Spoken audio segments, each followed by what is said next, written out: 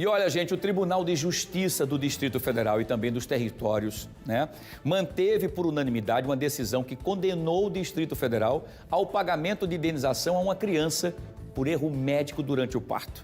Sobre essa decisão, vale a gente aqui analisar quais os direitos das gestantes e bebês em relação a erros médicos durante o parto. Por isso, eu vou chamar agora a Mônica Hermílio ao vivo para que ela possa nos explicar detalhes, porque a gente quer saber quais são esses direitos para que vocês conheçam, A gente torce muito, Mônica, que nada aconteça no parto, que seja um momento de felicidade, de alegria, de um presente de Deus ali para aquela família que está esperando aquele bebezinho ou aquela bebezinha.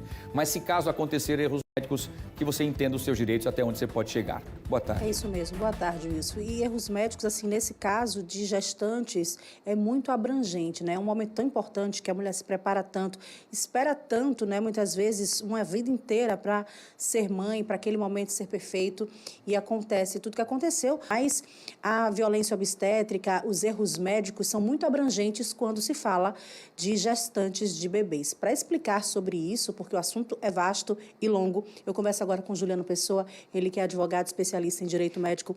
Esse tema é um tema muito vasto e que abrange vários detalhes do que pode ser considerado erro médico. Esse aqui é um erro grotesco e que trouxe danos permanentes, mas existem outras coisas também que também podem se caracterizar, Boa tarde.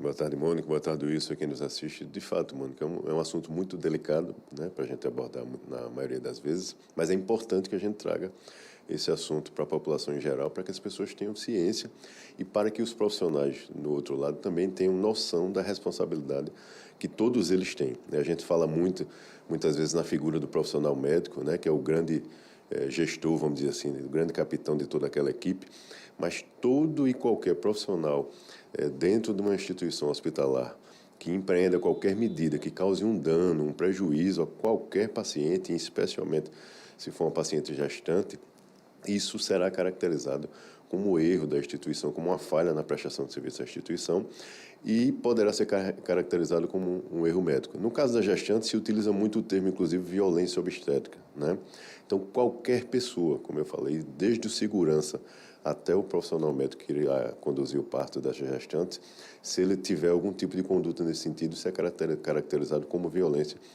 obstétrica por si só. E a gente não está falando aí, Mônica, é importante a gente esclarecer para as pessoas, não só erro procedimental, erro de procedimento na realização de um procedimento cirúrgico, ou no erro de diagnóstico, ou numa demora de atendimento, como foi o caso concreto dessa decisão.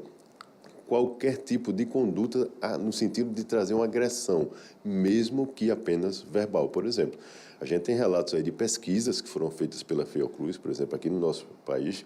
A pesquisa chama Nascer no Brasil, para quem tiver curiosidade de consultar, que mais de 50% das pacientes submetidas a partos no nosso país, infelizmente, especialmente quando a gente trata do SUS, são submetidas a algum tipo de violência durante o transcurso dessa realização de parto. E das mais variadas, como eu falei, pode ser simplesmente verbal. O parto normal, a paciente muitas vezes sente desconforto, dor, e ela expressa isso ou gritando ou fazendo qualquer tipo de expressão que ela acha que seja adequada.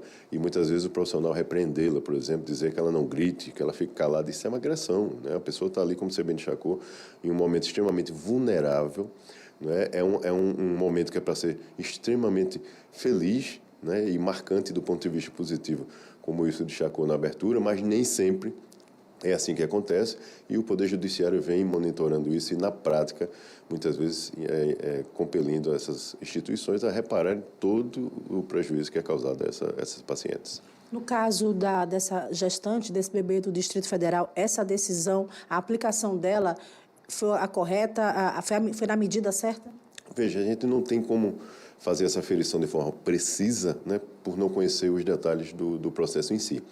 Mas acredite-se, a gente tem que confiar nas decisões judiciais. Certamente o Poder Judiciário, o juiz que proferiu a decisão, deve ter se debruçado sobre todos os detalhes e as provas contidas nesse processo e certamente por isso, com base nisso, com fundamento nisso, proferiu essa decisão condenando, aí no caso, o Estado. Certamente foi uma instituição pública e o Estado responde objetivamente, Mônica, não só o Estado como rede privada.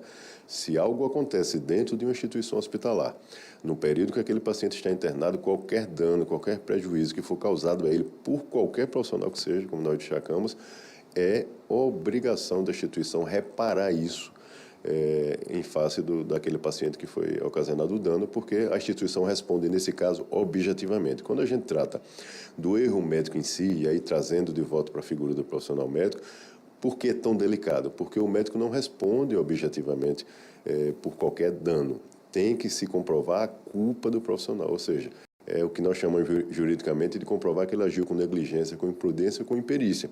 Em regra, pelo menos no início do processo, cabe ao paciente demonstrar isso. Pode haver inversão de ônus da prova, como nós chamamos, né, onde o profissional que tem que mostrar que não fez, mas isso é caso a caso e por isso que são casos tão delicados, tão minuciosos e que muitas vezes demoram um pouco mais para serem analisados pelo Poder Judiciário. Um caso como esse, como você falou, é mais fácil de se constatar, né? O erro está muito claro aí que o que ocasionou esse dano, esse prejuízo a esse recém-nascido foi essa postergação, essa demora nessa abordagem naquela paciente, mas nem todo caso é tão simples assim. Existem casos muito mais complexos e por isso a importância das pessoas buscarem ajuda, buscarem profissionais especializados nesse tipo de caso para poder ver quais são as medidas necessárias para serem empreendidas.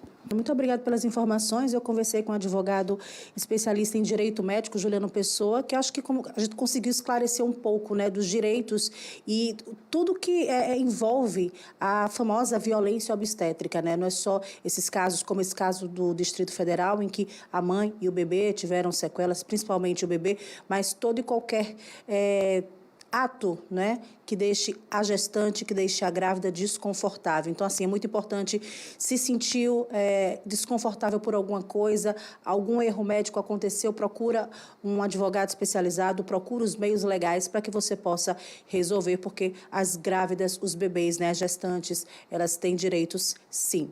Wilson. Muito bem, Mônica, muito obrigado. Agradeço ao doutor Juliano Pessoa também pelas brilhantes informações e prestação de serviço e também para que os profissionais entendam que se excederem, também tem punição, que é muito importante também. Obrigado, Mônica. Obrigado, doutor Juliano Pessoa, pelas informações. A gente está sempre fazendo essa prestação de serviço para você que acompanha aqui o nosso fenômeno. Fique alerta, tá? Muito bem.